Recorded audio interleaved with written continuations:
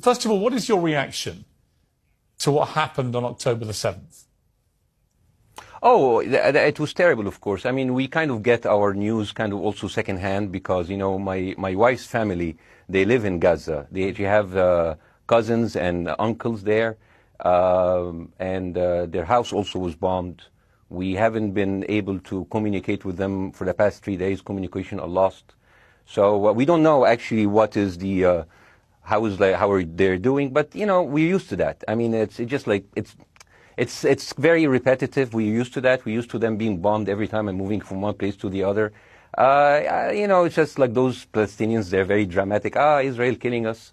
But they never die. I mean, they always come back. You know, they're very difficult to kill, very difficult people to kill. I know because I'm married to one. I tried many times, couldn't kill her. So if you look to this graph, for example, this is the death of Israeli and Palestinians, and it's changing from 1 year to year. It's like fluctuating like crypto. So my question is today, what is the going rate today for human lives? I mean, 2014 was a great year for Ben Shapiro. 88 Israelis were died, and there was 2,329 Palestinians killed on the other side. That is one Israeli for 27 Palestinians. That is a very good exchange rate. What I'm saying is, what is the exchange rate for today? You guys will be happy. That's my question. Well, it's not me, it's not me guys. I'm not on either side. No, not you. Like when I say you guys, I say like the people on the other side of that.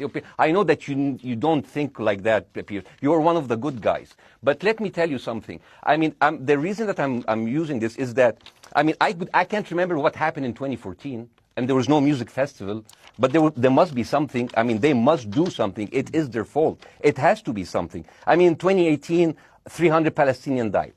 Who's counting, you know? So the thing is, what my question is, let's find what is the exchange rate for human life today so we know, expect the future death of Palestinians and we'll be happy to it. If you were Israel, what would you... If I was Israel. If you were Israel and that had happened to you, what would you think would be the appropriate way for the country to respond? I would do exactly like Israel did, kill as many people as possible since the world is letting me do it. I mean, I can do it because I can. You know, but the thing is, you know what? I agree with you, and you know what? I'm going to be even ahead of you because I see the question coming. Do you condemn Hamas for the atrocity? Yes, I condemn Hamas. I condemn Hamas. I condemn Hamas is the source of all evil. They're the reason for everything. And you know what? Let's for a minute imagine a world without Hamas. Right. What will this world look like? Let's give this word a name, and let's name this word the West Bank. Hamas has absolutely no control in the West Bank, and since the beginning of this year, only through August, 37 Palestinian kids were killed. No music festival, no paragliding, no Hamas. Since the occupation of the West Bank, 7,000 Palestinians were killed. No music festival, no paragliding, no Hamas. I can go on and on and on and on. No, but you don't need to. And the thing is, it is not like something new. I mean, I look at history and I see, I'm sorry to say, and I'm sorry to say this, but Westerners has always dealt like this with indigenous people. You first treated them like savages, you know, Native American, First Nation, Aboriginal. They're savages. Kill all the savages. And then when they're almost extinct, you start feeling sorry for them, you know, like animals. So maybe the solution is that we kill as many Palestinians as possible so the few of them that remains do not bother you. And maybe Netanyahu, when he lives for another 100 years, he'll become a tree hugger. Let me just challenge you on this. And he will campaign for preserving the three Palestinians. You keep talking about... Yeah.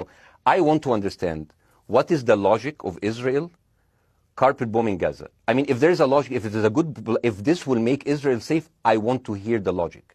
So if they continue bombing, what are they hoping to achieve? Well, I think we know what their stated aim is. Their stated aim is to eradicate and wipe out Hamas. They believe Hamas are living predominantly in northern Gaza. They also are aware they're living amongst civilians. So it's an incredibly difficult thing. As I said in my monologue, you know, it is very, very difficult to see how they do this without massive collateral damage.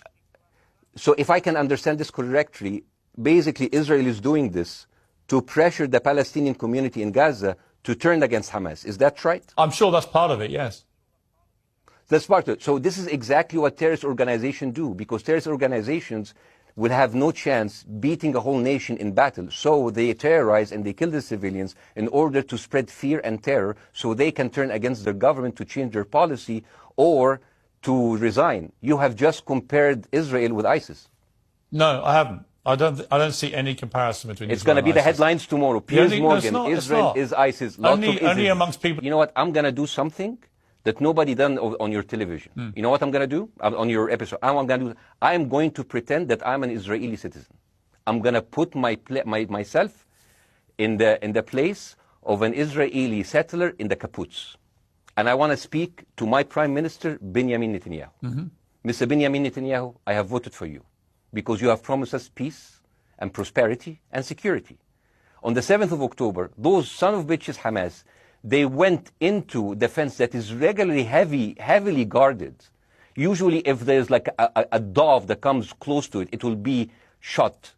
Those people went in, and they went for 6 hours before IDF forces was deployed, killing our friends, our families, kidnapping our grandmothers and babies, and went in.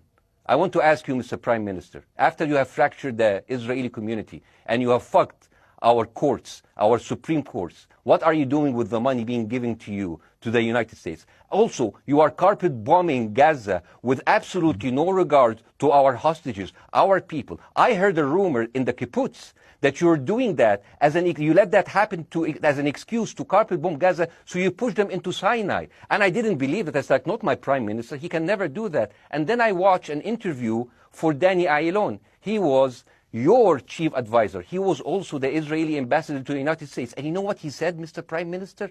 He said that the solution for those Palestinians is to go into a vast land of Sinai and live into tent cities temporarily, temporarily, wink wink, until we build Gaza again, and then we invite you back. يعني عبط احنا بقى. يعني فاهمني؟ We've seen this movie before. So يعني, and when I saw this, I couldn't explain to my fellows in the kibbutz, how come our Israeli government is trading human lives for another piece of land? So as an Israeli citizen, I need to hold my Israeli government accountable. The thing is, this is the problem.